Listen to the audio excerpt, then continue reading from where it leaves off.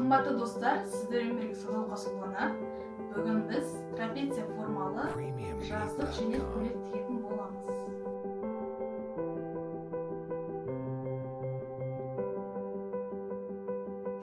Біздің матамыз жеңіл, жазғы және де керемет Пикассо өнермен шыққан суреттері бар папли матасы. Бұл жерде қарап отырсаңыздар, көйлектің сызбасы берілген. Осы көйлектің сызбасын қалай сызу керек, өлшемдерді қалай алу керек, оның бәрін мен сіздерге арнайы видеода түсіндіретін боламын. Бұл менің YouTube каналымда міндетті түрде болады, ал сіздер YouTube каналыма жазылуды ұмытпаңыздар. Бұл матаның ұзындығы 250 см, ал ені 140 см. Мұнда қарап тұрсаңыздар, мен матаны екіге бүктеп қойдым. Және де қазір мен бұл екі бүктелген матаны қиямын. Мұнда шеті кромкасы деп аталады.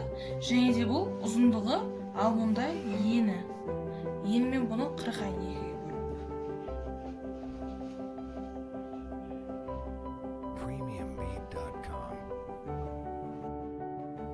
Мінекей мен матаны екіге бөліп алдым. Екі мата шықты. Бірін алдыңғы бойға, ал екіншісін артқы бойға қалдырамыз. Бір матамызды алып, оны қайтадан екіге бүктеп, түйреуіштердің көмегімен жылжып кетпеу үшін түйреп қоямыз. Одан кейін жайменен үстіне шаблонымызды қойып, сызып қиямыз.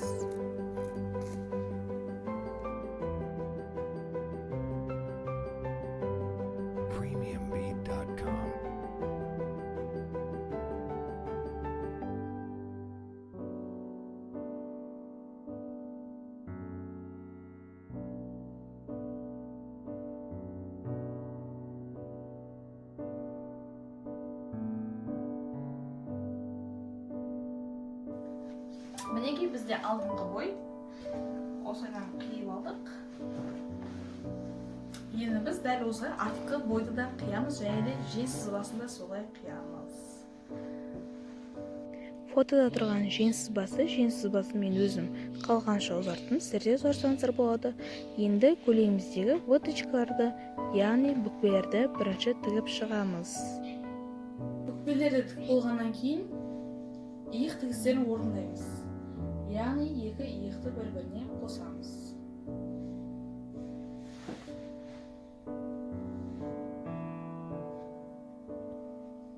Жеңді қондырамыз.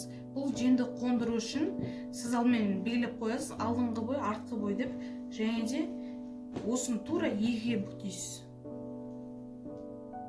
Осыны екіге бүктеп, мұнда белгілеп қоясыз, мен белгілеп қойып, тура ортасын ручкамен немесе осындай маркермен белгілеп қойсаңыз болады.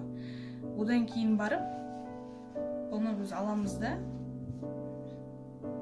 тура осы иық тігісінің тура ортасына қоямыз. Екеуі дәлме-дәл келу керек. Одан кейін барып, бұны көктеп қойып тігіп, машинамен тіксеңіз де болады, және де немесе түйреуіштермен түйреп қойып тіксеңіз де болады. Мен қазір түйреп қойып тігетін боламын.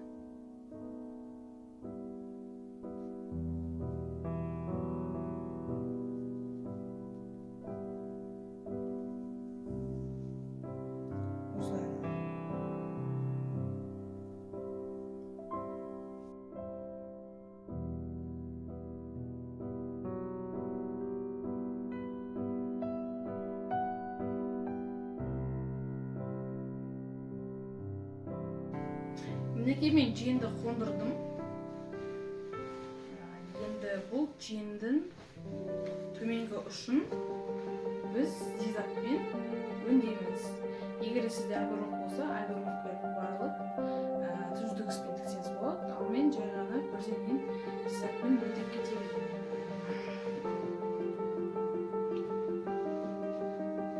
Мінекей қарап тұрсаңыздар, мен бұны өңдедім.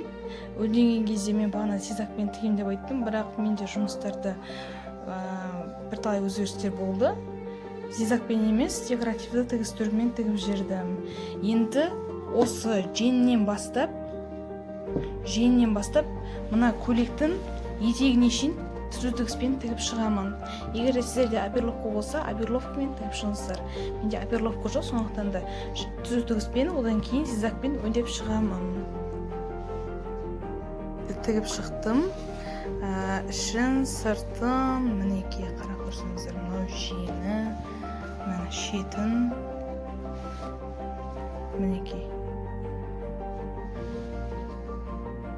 Мына көйлектің етегін 2 мм-ден алатын табанымен тіктім. Осылай болып шықты. Мінекей көйлектің ішін тіктім. Енді бізде ең соңғы ол мінекей мына жерде әдіп деген болады, мойында әдіп. Сол әдіпті қазір әдіптейміз. Мен алдан осылай дайындап қойғанмын. Көйлегім дайын болды. Тез әрі оңай. Әрине өзінің қиындықтары бар, бірақ әдемі, жақсы, жеңіл және де ұзын, сапалы папле матасынан тігілген жаздық көйлек болды.